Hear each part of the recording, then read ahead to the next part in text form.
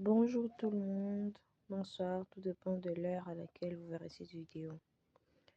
Aujourd'hui, je vais vous parler de différence entre une fonction, un poste, l'emploi, une profession, le métier, l'activité et une tâche. On va commencer par la fonction. Par sa définition, la fonction, c'est un rôle ou une responsabilité principale attribuée à une personne dans une organisation. Nous avons l'exemple de responsable des ressources humaines, un directeur financier. Et les caractéristiques d'une fonction, il y a, premièrement, elle est souvent liée à un niveau hiérarchique et un objectif global dans l'organisation. Deuxièmement, nous avons les postes. On définit un poste comme une position occupée par une personne dans une organisation à un moment donné avec des missions précises. Exemple, chargé de la paye. Les caractéristiques, genre le poste est spécifique à une personne, à un lieu et à un moment.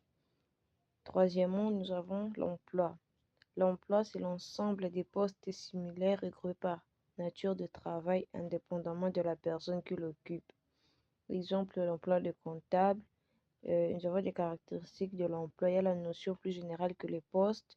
Et puis, c'est souvent utilisé notamment dans les classifications professionnelles. La profession. Pour la profession, nous dirons que la profession, c'est une activité reconnue et réglementée, exercée durablement comme un moyen de subsistance. Exemple, médecin, enseignant, avocat. Les caractéristiques, c'est souvent associé à une formation spécialisée et à une reconnaissance sociale.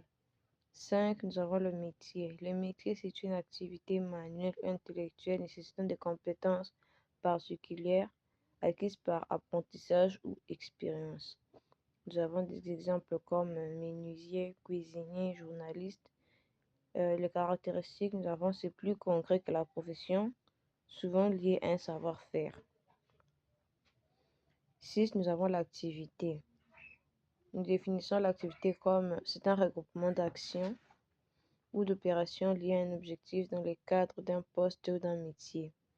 Exemple, nous avons rédigé des rapports, accueillir des clients et organiser des réunions. Les caractéristiques, elles composent le contenu du travail. Et enfin, nous avons les tâches. La définition d'une tâche, nous avons trouvé, c'est l'unité de travail spécifique, clairement définie et exécutable, souvent dans un temps court. Exemple, imprimer un document, envoyer un email, classer un dossier.